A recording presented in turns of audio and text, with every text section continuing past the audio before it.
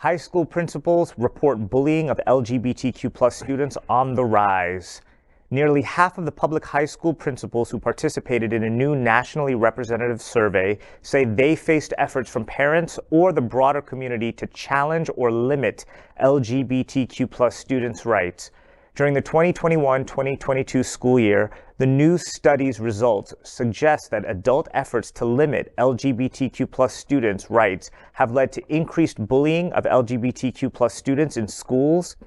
During the summer of 2022, the Institute of Democracy, Education, and Access at UCLA and the Civic Engagement Research Group at UC Riverside surveyed 682 public high school principals and found that culture war issues have their jobs increasingly difficult.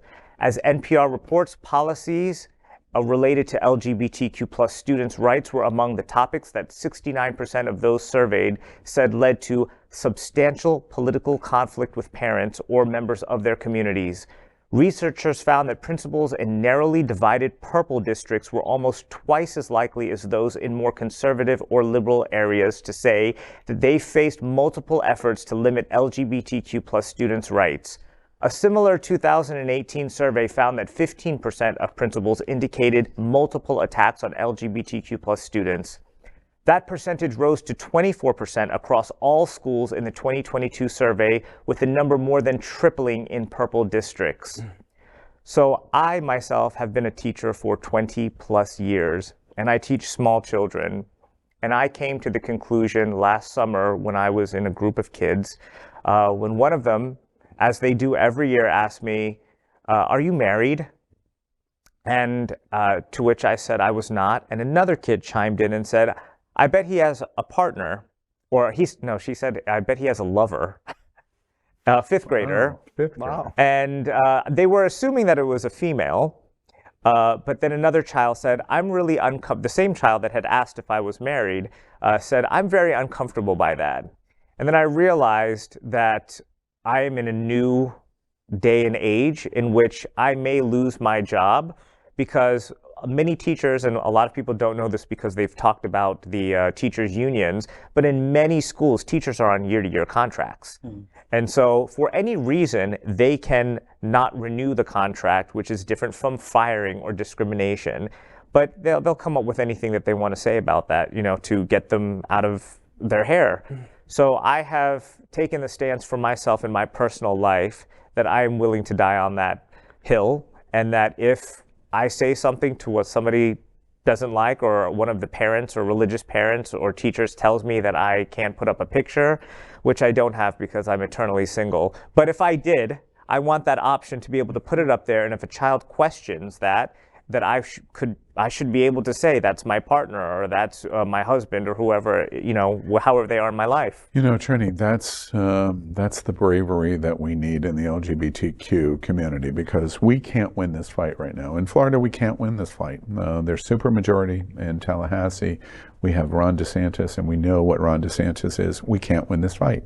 That's what's going on in our school boards in Miami-Dade County, where you're at.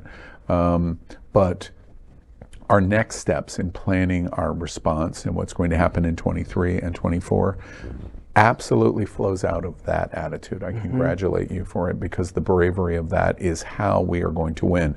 And somebody like you telling your story of how reasonable my story is going to change hearts and minds when they hear it. So that's the way we're going to move. Are there other teachers that you know of that are willing to do the same, or do you feel like you're alone?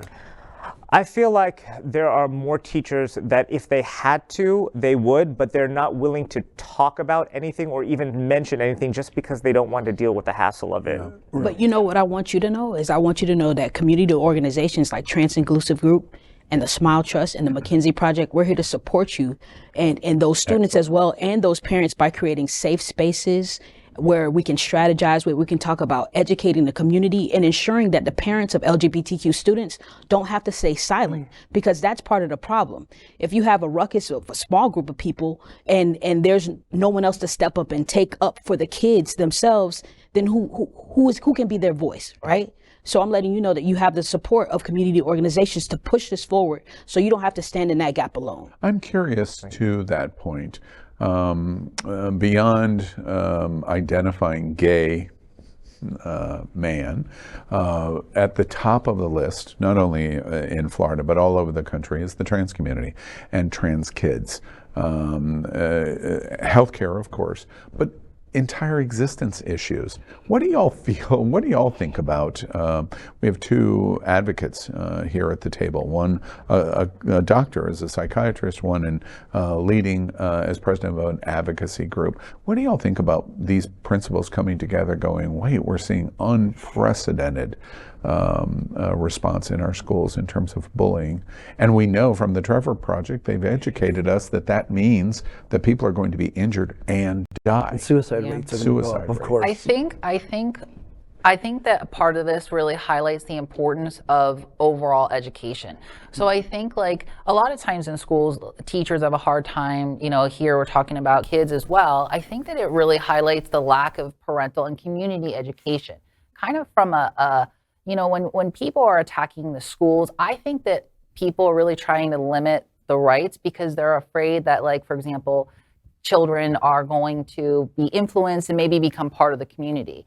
But if you provide education, what we know in medicine is actually, like, gender expression. It really starts at a much earlier age. So even when parents are trying to fight this, I don't think it's even going to accomplish their goal, because likely kids already know things, they just have trouble expressing it. So that's one of the things, that's why doing these shows I think is important overall, not just educating our communities, but people indirectly in the community, such as parents. But making it clear that it's not influence, that it's not grooming, that Correct. it's just biological, that it's eventually, Correct. It's known that even before school age, that there already is gender concepts and things like that. So limiting rights is not going to do anything except make people miserable. I don't think.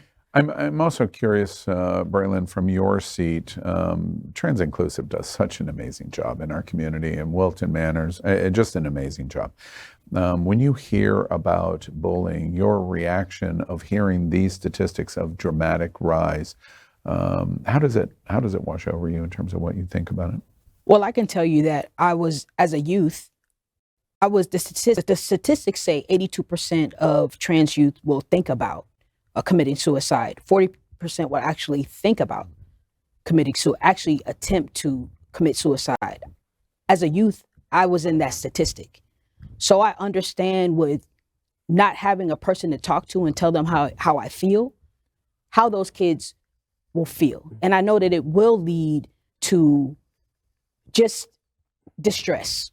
There's no other word to say but distress. But what I can say is when we stand together as LGBTQ leaders and in the community and we say enough's enough, and we start to actually educate people, like you say, and actually show the stories, the positive stories where we're thriving, where we're doctors, where we're teachers, where we're lawyers, where we can be judges, where we can be politicians, then people will stop being afraid, right? Because it's like right now we're just trying to say, I'm human and I just want to live. Exist. Right? It's a very interesting point. One last thing I want to say before we move on is, in my opinion, the most significant issue in this report, in this survey of these principles, is the reference of not red states or blue states, but the purple states. That's where the real critical issue is going on. And where is that? That is Florida. Now, some argue that this midterm pushes us to red. Probably not true. We're probably still a purple state. But in the states that are purple, that's where the real danger is for our children in schools. And the obvious reason is because in the purple states, you have the greatest likelihood of clash in the schools. Purple is a reflection that everybody doesn't think red, and everybody doesn't think blue is progressive. There is both in the same place. And when both are in the same place, they clash with each other. And who is the cannon fodder? Our children in schools. So that's where we should be worrying about and concentrating on. And for all of us, where is that? That's Florida. We should be very, very concerned about our students in Florida, because it's ground zero of somebody who has created an idea of don't say gay, of attacking our trans community, of attacking our drag queens, of attacking the LGBTQ community in a purple state where you have very blue Broward County, and then you have a more reddish trending Miami-Dade County, which creates clash.